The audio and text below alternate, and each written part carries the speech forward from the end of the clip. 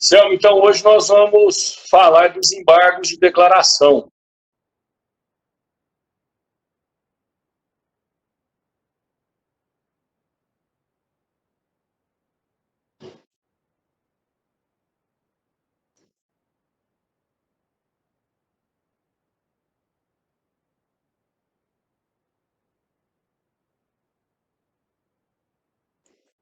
Bom dia.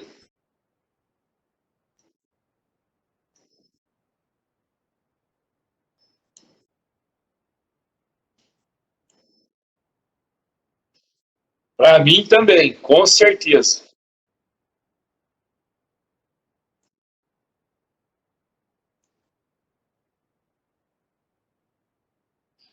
Sem mais delongas, então, hoje nós vamos tratar dos embargos de declaração, que é sexta-feira, aula EAD, vai saber. O, Vamos ver se no decorrer da aula mais alguém aparece, senão a gente vai conduzindo, tratando aqui dos embargos de declaração. Depois eles vão ver a aula também, fica tudo tranquilo. Então, a primeira grande discussão que se tem é que se seriam os embargos de declaração recurso, uma modalidade de recurso ou não. E para essa discussão nós temos duas correntes. Nós temos a primeira corrente, minoritário, que não reconhece os embargos como sendo recursos. E qual que é a justificativa para essa corrente? Que, na realidade, os embargos de declaração, eles só servem para completar uma decisão do recurso principal, que vai ser protocolado posteriormente. Ou seja, os embargos de declaração, em tese, salvo algumas exceções, não gozaria de efeito modificativo. E por que essa corrente ela é a minoritária? Primeiro, porque nós temos o 893 da CLT, que coloca como um dos recursos possíveis os embargos de declaração. Ou seja, os embargos de declaração, eles taxativamente são dispostos como recursos trabalhistas e, diferentemente do que pensa aquela corrente minoritária, os embargos de declaração, eles gozam, sim, do efeito modificativo. Inclusive, tanto gozam do efeito modificativo que, se houver essa possibilidade de modificar a decisão, a parte contrária tem que ser manifestada para apresentar, para manifestar-se no prazo de 5 dias. Ou seja, tem efeito modificativo, sim. Quando esse efeito for uma possibilidade, eu devo, inclusive, abrir prazo para a parte contrária poder manifestar-se. E, professor, se eu não abro esse prazo para a parte contrária manifestar-se, qual é a consequência? A consequência disso é de que a decisão é nula. Reconhece-se o cerceamento de defesa e, a partir daí, nós deveremos retomar o processo exatamente no momento de abertura dos prazos. Ou seja, embargos de declaração são, sim, recursos da esfera trabalhista.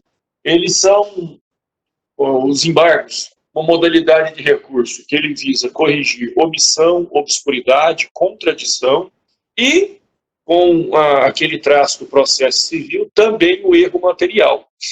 Muito embora nós vamos ver aqui na CLT que, para correção de erro material, não é necessário a oposição de embargos de declaração. Erros materiais podem ser corrigidos facilmente por conta, por uma simples petição ou mesmo de ofício pelo magistrado. Certo, Selma? Com relação a esse primeiro slide, há alguma pergunta?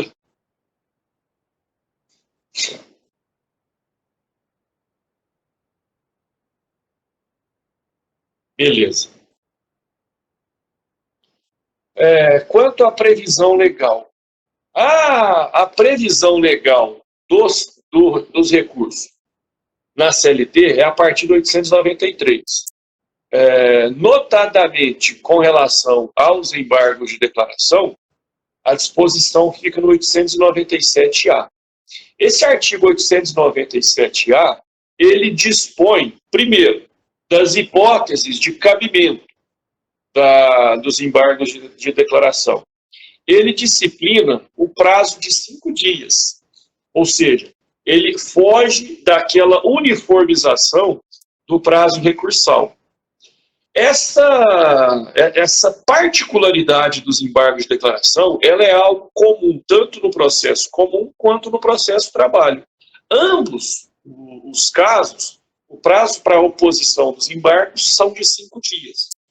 Então, Selma, no artigo 897 da CLT, e aqui eu vou até suspender o compartilhamento de tela para a gente poder abrir o artigo 897.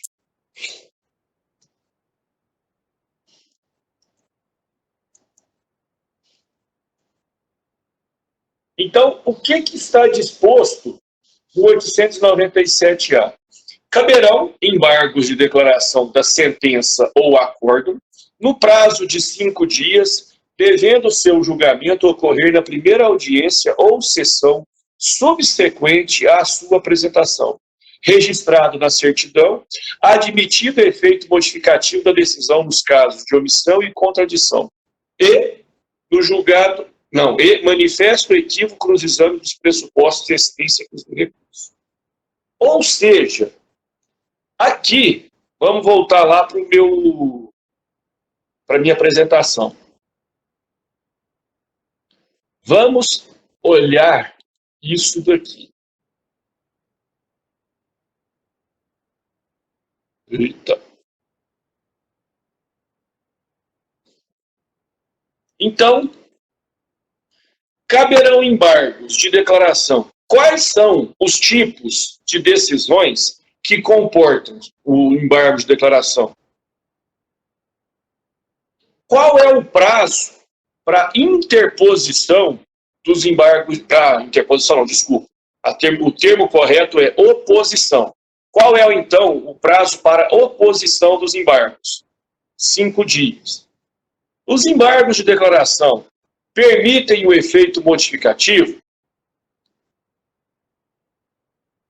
Em qual circunstância o efeito modificativo ele poderá ser aplicado aos embargos de declaração?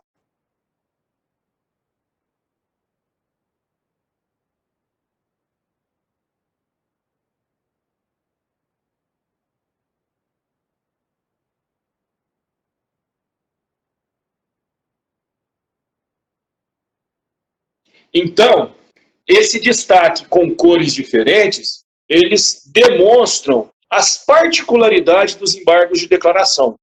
Ou seja, embargos de declaração, qual é o tipo de decisão que permite ou que possibilita a sua oposição? Sentença ou acordo. Perfeito, Selma. Nessas hipóteses, os prazos deverão ser interrompidos. Nós vamos tratar das hipóteses de interrupção e qual é as hipóteses de não interrupção. Mas, via de regra, a oposição do embargo tempestivamente já interrompe a contagem de prazo. Perfeito seu raciocínio. E no CPC, que será aplicado subsidiariamente à CLT, nós temos a previsão dos embargos do artigo 1022 ao artigo 1026. Além dessa, mais alguma pergunta, Céu, sobre as hipóteses? Na verdade, nós falamos já sobre as hipóteses de cabimento. Então, os embargos de declaração, eles poderão ser opostos contra sentença ou contra acordo. O prazo para sua interposição são 5 dias. Se houver efeito modificativo, eu tenho que possibilitar a parte contrária a manifestação também pelo prazo de 5 dias, e em que situação que será possível a modificação?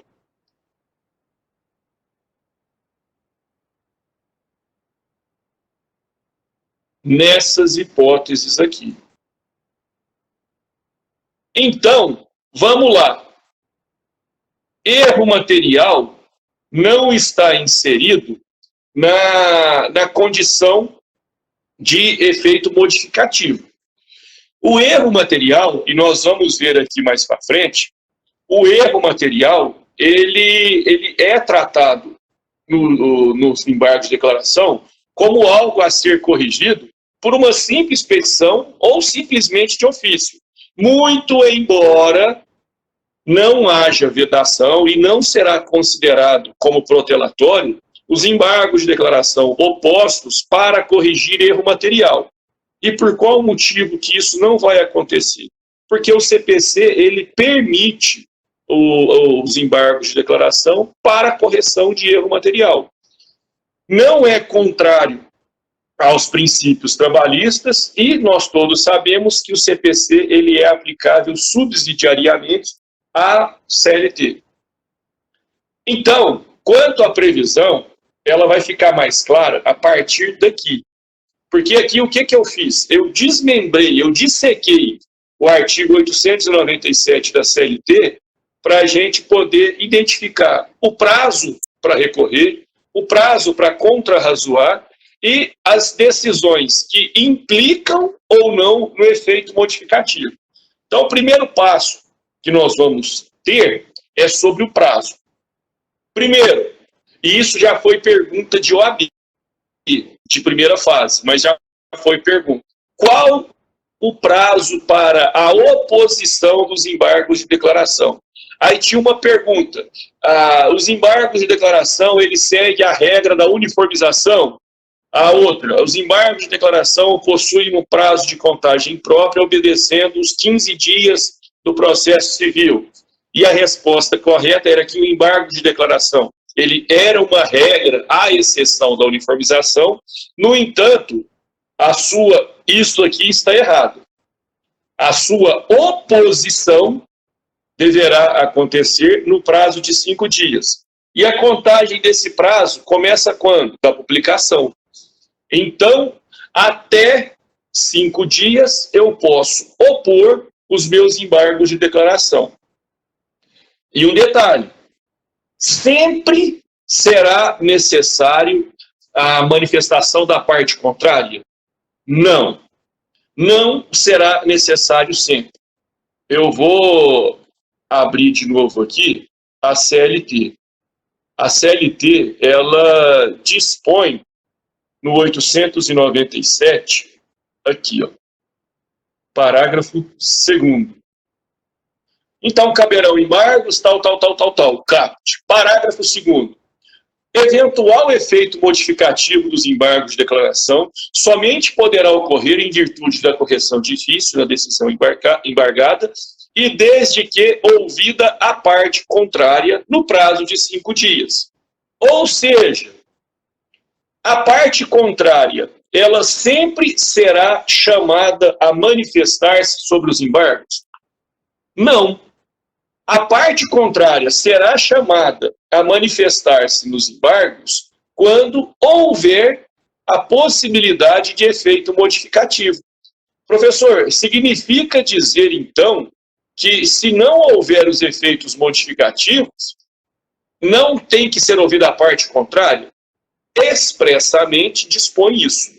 A prática implica uma postura mais comedida, de forma que recomenda-se sempre a manifestação da parte contrária como meio de dar validade à sua decisão. Ou seja, eu preciso abrir o prazo para a parte contrária manifestar. E se a parte contrária não manifesta? No meu recurso ordinário, fatalmente será reconhecida ou será declarada a nulidade da decisão, em função do cerceamento de defesa. Enfim, a manifestação, ela é obrigatória? Ela somente será obrigatória quando houver a possibilidade de efeito modificativo. Não tendo a hipótese de efeito modificativo, ela será dispensável. Professor, me dê um exemplo de embargos de declaração cuja manifestação da parte contrária será dispensável. Pensem o seguinte, a Selma, ela é advogada da Camila e a Ana Luísa, ela é minha advogada. Aí, na decisão, ao invés de colocar João Paulo Borges Machado, o magistrado foi e colocou João Pedro de Albuquerque Magalhães. Existe um erro. Eu preciso corrigir esse erro. Se, porventura, a Camila, na condição de advogado da Selma, embargar essa decisão, vai modificar o mérito, vai modificar o termo da sentença, alterar esse nome? Não. Então, precisa do magistrado abrir prazo para a Ana poder fazer a sua manifestação contrária? Não. Então, essa é uma hipótese de dispensabilidade da manifestação da parte contrária. E essa dispensa ocorre por quê? Em razão da ausência do efeito modificativo. Um outro exemplo, o juiz deixou de apontar determinada oitiva. Isso vai mudar o mérito? Esse juízo de admissibilidade tem que ser feito pelo magistrado. Se corrigir essa omissão afeta diretamente o mérito, ele precisa abrir prazo para a parte contrária manifestar-se. Se isso não alterar o mérito, se simplesmente completar aquilo que já foi decidido, a manifestação da parte contrária é dispensável. Mas eu vou falar para vocês o que acontece na prática. Vou chutar alto. 90% dos magistrados, tendo ou não o efeito modificativo, eles abrem o prazo para a parte contrária manifestar-se. Para a finalidade de evitar que lá na frente seja declarado nula por conta de um cerceamento de defesa. Mas, enfim, só para a gente poder encerrar e sermos objetivos, prazo, 5 dias. Se houver manifestação da parte contrária, 5 dias. É possível algum tipo de julgamento de embargos sem a manifestação da parte contrária? Sim, quando não houver modificação do mérito. Nessa hipótese, é dispensável que a parte contrária manifeste-se. Sobre esse slide, alguma pergunta? Pode ser um comentário ao invés de uma pergunta? Pode. Eu estou observando, né, professor, como é interessante a parte taxativa, né, do artigo, de dizer da não necessidade, se não houver efeito modificativo, de que se abra o prazo para a parte contrária, né? E na prática, isso ser feito, quer dizer, se a gente tem aquela sequência de princípios, né, a gente daria essa atitude prática impactando no princípio da celeridade, porque é claro que os prazos vão se arrastando também, mas eu acho que o judiciário acaba atendendo a um provérbio que a gente conhece, que o seguro morreu de velho e o desconfiado ainda está vivo, então é melhor abrir o prazo para evitar uma nulidade lá futura na hora de um RO. É isso que você falou, não foi? Exatamente, seria evitar um mal maior. É melhor eu perder mais de 5 a 10 dias nessa manifestação da parte contrária do que perder 4, 5 meses devendo retornar para esse momento. Então, Exatamente. O raciocínio é mais ou menos esse mesmo. Correto, professor. Não, era isso mesmo, eu estou gostando. Vamos, conforme você falou, vamos tocando o barco. Professor, só uma pergunta. Eu não entendi o tópico que fala não tem defeito modificativo, dispensável manifestação da parte. Não entendi muito bem essa parte. Seria como o senhor explicar, por favor? Esse daqui não tem dispensável manifestação da parte, haja vista a função de tornar mais claro o entendimento. Aqui é o seguinte, se a função dos embargos for exclusivamente de tornar mais clara a interpretação, eu não vou ter efeito modificativo, eu não vou alterar o mérito da decisão e, em consequência disso, não é necessário que a parte contrária seja ouvida. Aqui, essa última parte, o que eu tentei escrever foi o seguinte, que aqui a finalidade desses embargos é só para tornar mais clara o entendimento da decisão.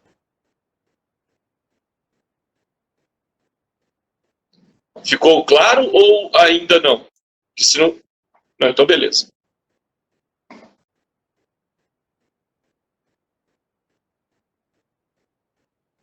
Quanto aos efeitos, essa parte aqui, eu brinquei assim no semestre passado, não faria sentido não brincar agora. É onde separa o adulto das crianças. São os 3 efeitos possíveis. Bom, eu estou com problema aqui de coordenação motora. Eu começo a riscar, o trem vai lá embaixo. Se houver alguma pergunta sobre quais são os efeitos advindos do desembargo de declaração, são esses 3. O efeito de complementar, o efeito de modificar ou o efeito de pré-questionar. Esse efeito integrativo, eles têm a finalidade de quê?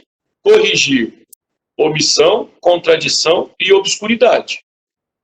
Aqui, o que eu pretendo? Eu vou modificar a sentença por esse efeito?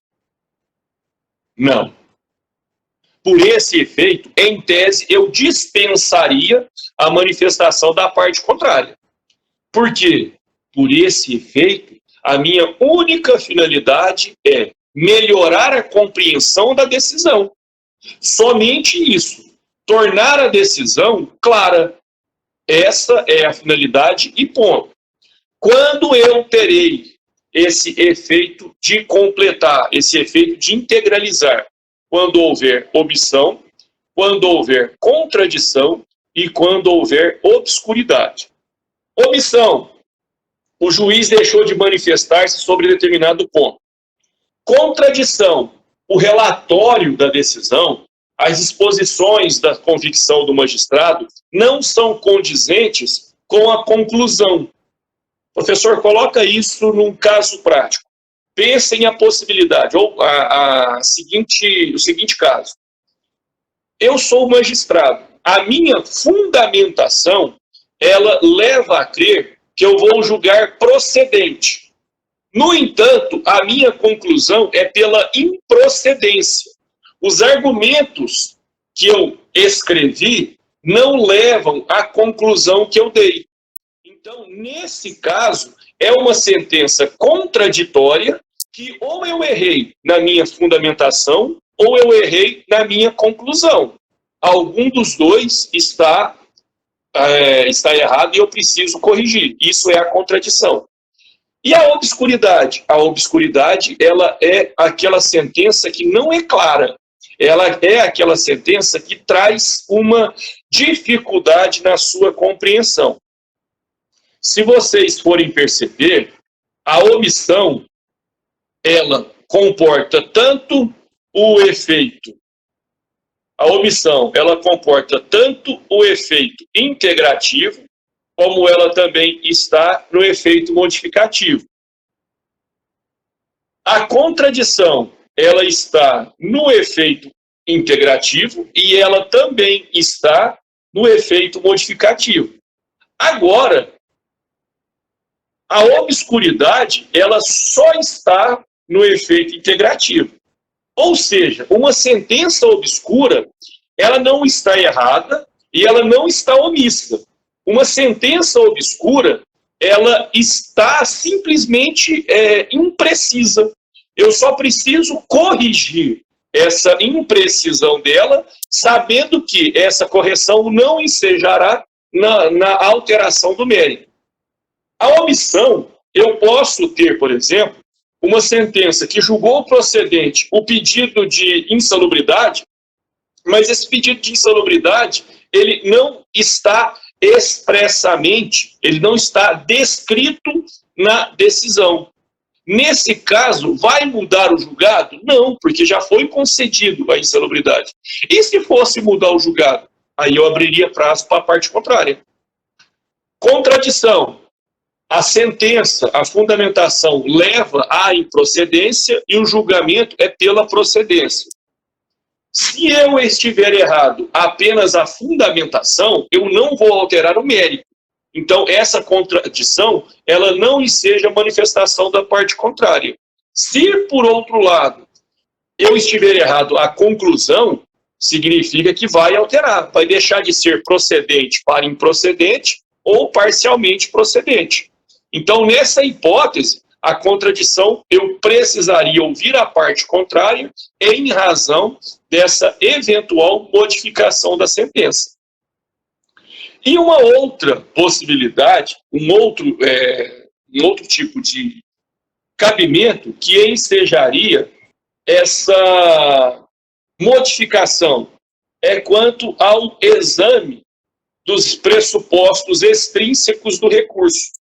Ou seja, uma decisão que denega seguimento ao meu recurso ordinário, eu posso e vou atacar para subir para o TRT via agravo de instrumento, mas se houver algum tipo de erro na análise dos pressupostos, foram aqueles que nós estudamos lá atrás, que seria quanto à tempestividade, cabimento, adequação legal e tudo mais, eu posso, antes de agravar, embargar e pedir a correção desse julgado. Nesse caso, como haveria a modificação, seria sempre necessário a manifestação da parte contrária. E o último efeito, que é o pré-questionamento. O pré-questionamento, pessoal, ele tem que ser observado quando? Quando eu estiver, durante a análise de um recurso de natureza ordinária, um RO, e pretender que esse recurso seja levado ao TST via recurso de revista. Ou seja, o pré-questionamento, ele nada mais é do que fazer com que o tribunal ele se manifeste sobre algo que contenha na minha tese de defesa ou na minha tese de acusação. Então, pré-questionar é trazer o seguinte, nobres ministros do TST, quando eu digo que houve ofensa à terceirização, eu demonstro que essa matéria foi pré-questionada no TRT e o TRT não deu a devida atenção. Por isso, é necessário que vossas excelências tratem da matéria uma vez que o tribunal não fez. Então, pré-questionar é tornar a discutir algo que já está na sua tese. É demonstrar para o órgão hierarquicamente superior que você já dispunha desse debate na sua tese. A súmula 297, ela dispõe do seguinte.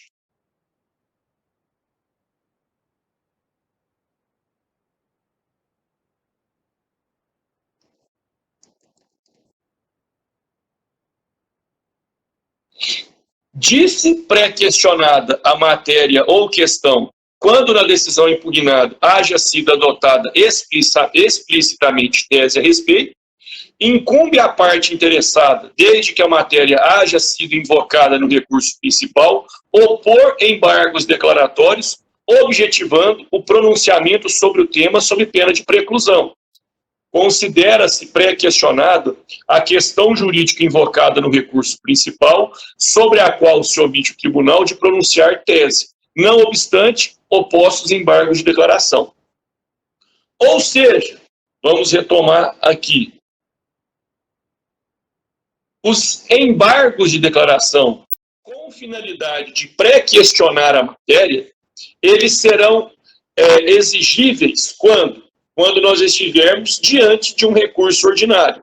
Ou seja, esse pré-questionamento, ele tem como cumprir o efeito planejado em segundo grau. Se for no primeiro grau, aqui, de uma sentença, seria dispensável o efeito de pré-questionamento.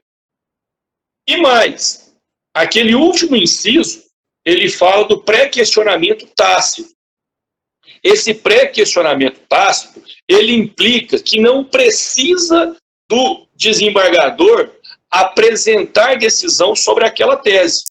Considera-se pré-questionado a matéria que já tiver sido embargada.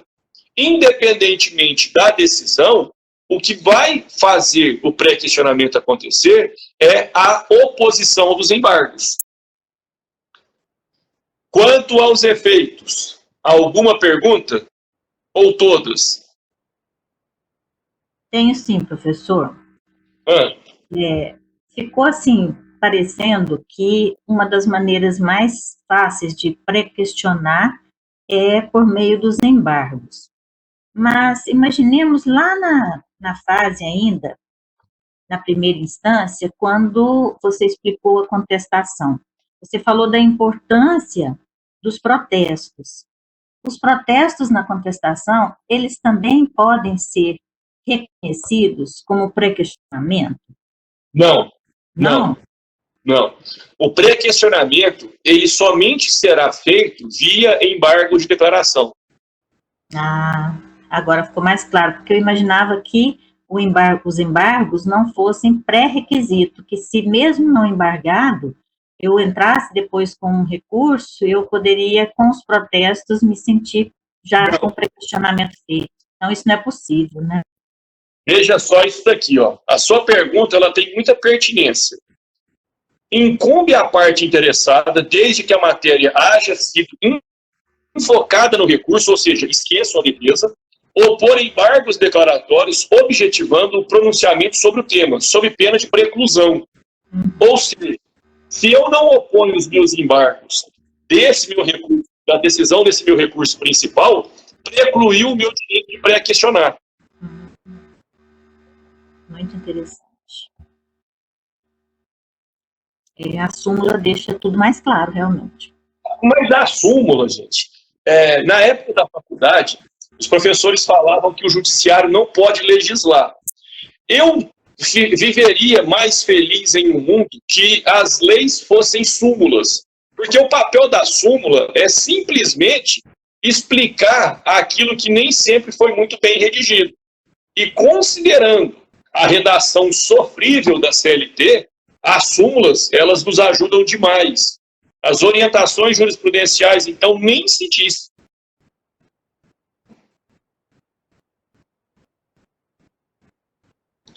Aqui, gente, na última aula, eu falei do duplo juízo de admissibilidade. No entanto, os embargos de declaração, nós teremos um único juízo de admissibilidade. Por quê? Os embargos serão opostos e julgados pelo mesmo magistrado ou pelo mesmo tribunal. Então, eu não tenho clara a figura do juízo a quo e do juízo ad quem, porque essa finalidade do juízo que julga e do juízo que julgará vai ser sempre a mesma pessoa. Então, os embargos de declaração, eles não serão remetidos para uma instância superior. Eles serão julgados sempre pela mesma autoridade que julgou a decisão embargada. Certo?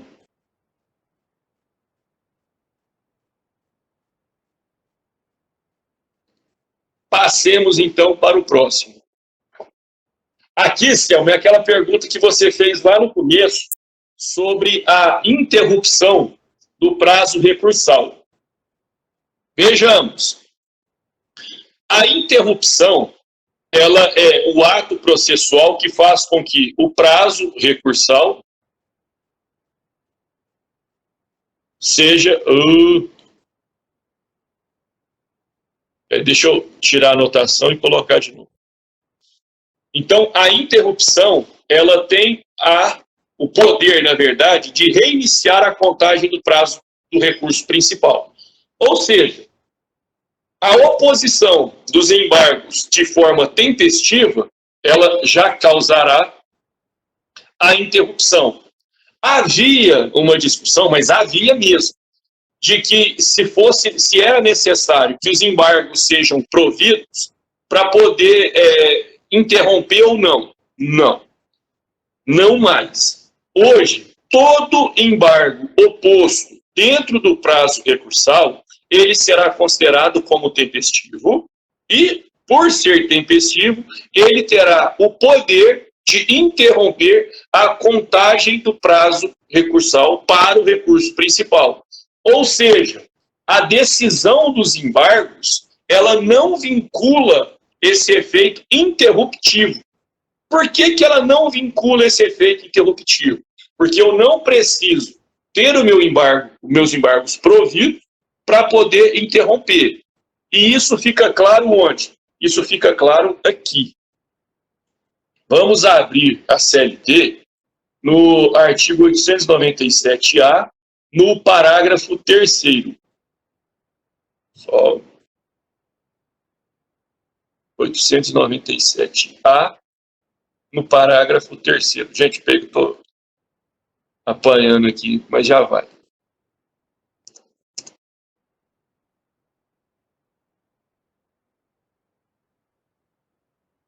O parágrafo 3º, ele fala sobre esse efeito interruptivo.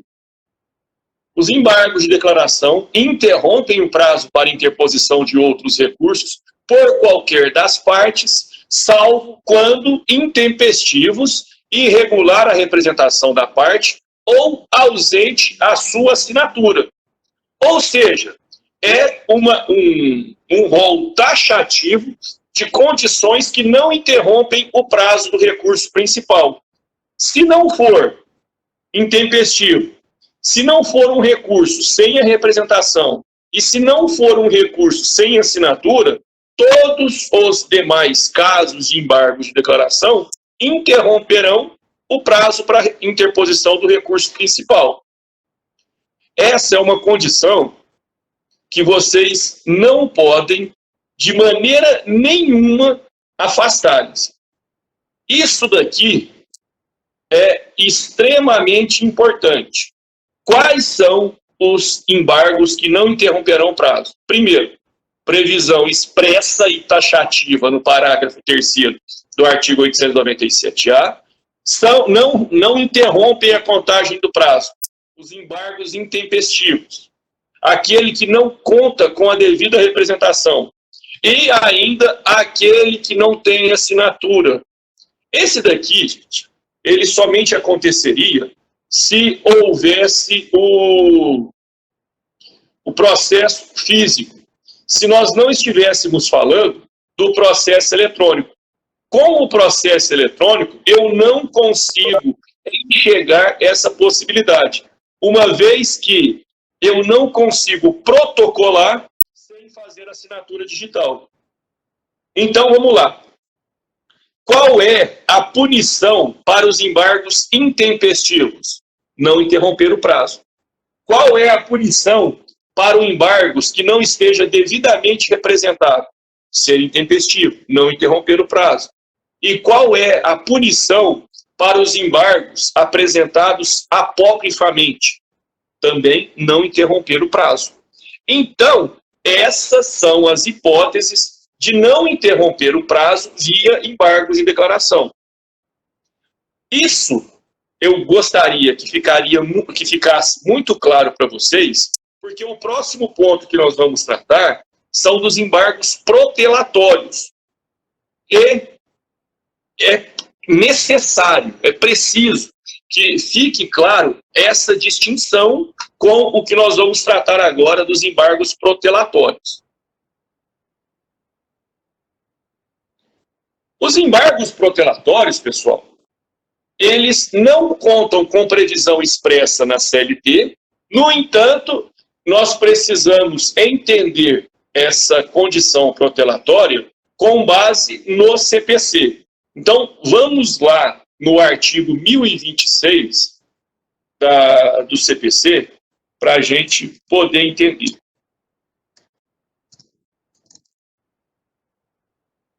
Onde que tem a condição dos embargos protelatórios? Parágrafo 2º, parágrafo 3º e parágrafo 4º.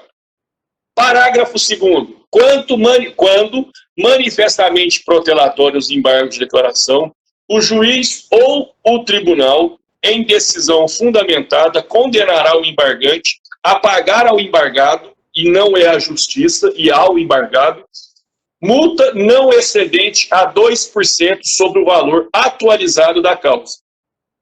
Parágrafo 3º. Na reiteração de embargos de declaração manifestamente protelatórios, a multa será elevada a até 10% sobre o valor atualizado da causa e a interposição de qualquer recurso ficará condicionada ao depósito prévio do valor da multa, à exceção da Fazenda Pública e do beneficiário da Justiça, da gratuidade de justiça, que a recolherão ao final. Não serão admitidos novos embargos de declaração se os 2 anteriores houverem sido considerados protelatórios. Artigo claro, sanção expressa e nenhuma dificuldade de compreensão. Vamos voltar aqui para os slides. Então, os embargos protelatórios, eles possuem uma única sanção, que seria a aplicação de multa. Antes de partirmos para a explicação em si, e agora valendo meio ponto para quem acertar essa pergunta. O embargo protelatório, ele interrompe o prazo do recurso principal? Valendo meio ponto.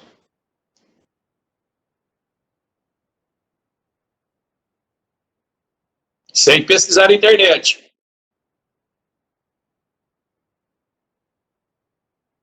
Aí é que está. O embargo protelatório, ele interrompe a contagem de prazo. Lembra que eu falei? Reparem nessas 3 hipóteses. Quais são os embargos que não interromperão o prazo? Os intempestivos, aquele que não esteja... aquele que não esteja representado e aquele que esteja sem assinatura. Então, são essas 3 hipóteses que não interrompem o prazo. Os embargos protelatórios, eles possuem a sua punição própria. Qual é a punição própria para os embargos protelatórios?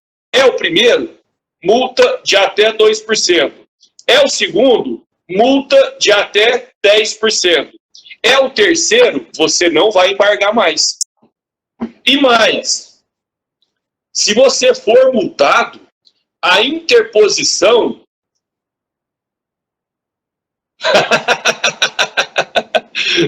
PlayStation da primeira aula.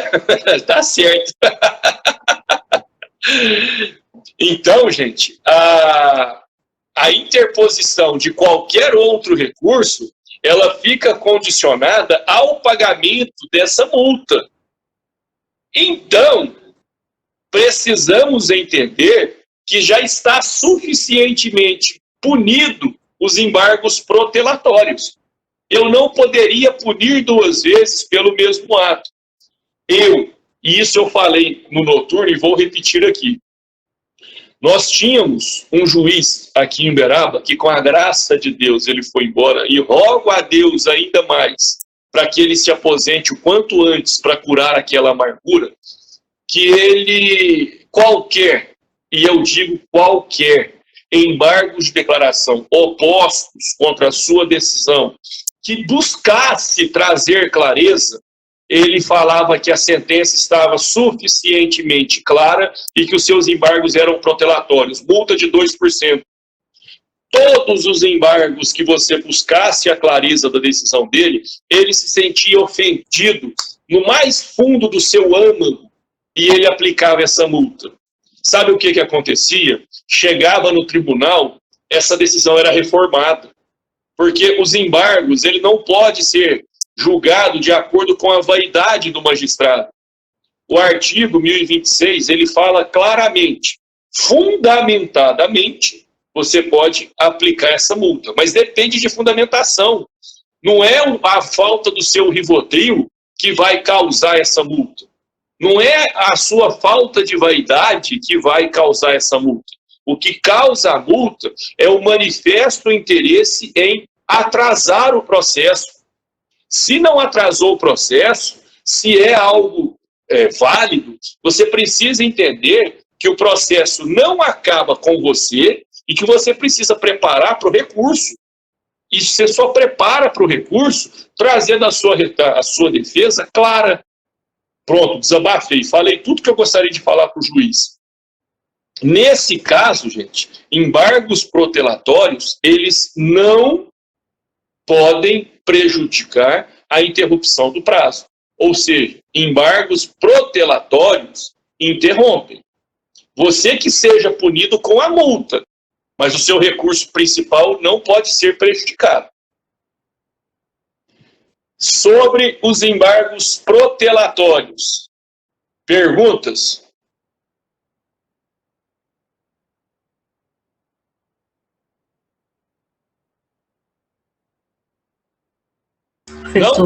Professor.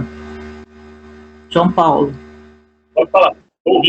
De qualquer forma, sendo protelatório, não sendo protelatório, sendo juiz vaidoso, não admite, que não clareia a sentença, mas opôs os embargos, está valendo o pré-questionamento. Não, o pré-questionamento em segundo grau. Pode sim, mas uma decisão que considera como protelatórios os embargos para efeitos de pré-questionamento, ela tem que ser revista. Porque a sentença ela pode não ter nenhum tipo de omissão, obscuridade ou equívoco na análise dos recursos, dos pressupostos extrínsecos. Mas, se eu pré-questionar, ele não será considerado como protelatório. Jamais. Interessante, porque eu imaginei isso. Falei, será que em algum aspecto poderia futuramente, lá no segundo grau, haver alguma recusa, né, do pré-questionamento em função de ser protelatório ou não? Não, isso não existe, então. Não. Os embargos com efeito de pré-questionamento, eles não serão considerados protelatórios. Boa pergunta, muito boa. Eu fiz uma prova acho que foi de estágio, não foi nem da faculdade, com essa pergunta. Se poderia. Então, podemos fazer, então, uma conversão do meio ponto da pergunta anterior? Eu vou pensar numa outra forma de distribuição. Se os protelatórios puderem interromper, todo mundo foi unânime, pobres de nós. Mas é por isso que eu falo. Na prova do semestre passado, tinha uma pergunta assim, e fechada. Embargos protelatórios não interrompem. Gente, a quantidade de erro foi enorme. Isso porque a prova era de consulta. Nossa, mano. Era só ir lá no 897 e olhar. Está aqui? Não, não está. Então interrompe. Pessoal... Porque o rol é taxativo, né? Então não cabia realmente. Aqui eu fiz um apanhado geral sobre os embargos de declaração. O que seria esse apanhado geral? Previsão legal 897 e 1022. Eu não falei de preparo. Não é porque eu esqueci. É porque aqui, nos embargos de declaração, o preparo é isento. Ou seja, eu não tenho que pagar um depósito recursal para poder embargar. Mas, se eu tiver um embargo protelatório, o pagamento da multa torna-se um requisito para o meu recurso subir. Então, vamos lá. Em uma situação normal, eu tenho preparo para os embargos de declaração? Não. Mas se os meus embargos de declaração forem considerados protelatórios, a admissão do meu recurso principal fica condicionada ao pagamento da multa aplicada. Certo? Cabimento. 3 hipóteses. Efeito integrativo, efeito modificativo e o pré-questionamento. Quanto ao juízo de admissibilidade, o juízo ele vai ser feito sempre pelo mesmo juiz que julgou. Ou seja, os embargos serão opostos e julgados por aquele que julgou a decisão embargada. Quanto ao prazo, eu tenho 5 dias para embargar e eu tenho, se necessário for, 5 dias para me manifestar. Vocês estão cansadas de saber, mas o prazo é em dias úteis. Professor, o senhor está me achando um cara de bobo de não saber? Não, não faço isso com desrespeito. Eu faço isso para poder ser algo que fique claro. E o último slide é o que traz os efeitos possíveis do processo trabalhista, do embargo de declaração. Efeito devolutivo, sim, todos os recursos trabalhistas, 899. Eu devolvo ao magistrado a chance dele corrigir a decisão que ele deu. Efeito translativo. Ainda que não seja objeto dos meus embargos, o magistrado pode, de ofício, tomar pé e manifestar-se sobre matéria de ordem pública. Efeito interruptivo. Exceto quando não for as hipóteses, quer dizer, exceto as hipóteses do... agora fugiu o parágrafo, gente. Exceto as hipóteses do parágrafo 3º do 897, todos os recursos serão interrompidos enquanto pendente de julgamento os embargos de declaração. E a eventual aplicação do efeito modificativo, que ficará condicionada à manifestação da parte contrária. Ou seja, efeito interruptivo depende daquelas condições que nós tratamos, mesmo embargos protelatórios interromperão o prazo, e o efeito modificativo fica condicionado à manifestação da parte contrária. Pessoal, assim eu encerro o conteúdo planejado para hoje e fico aberto para perguntas. Alguém tem algum ponto a ser questionado? Ficou tudo claro, tudo límpido e cristalino, como as águas dos canais de Veneza durante a quarentena?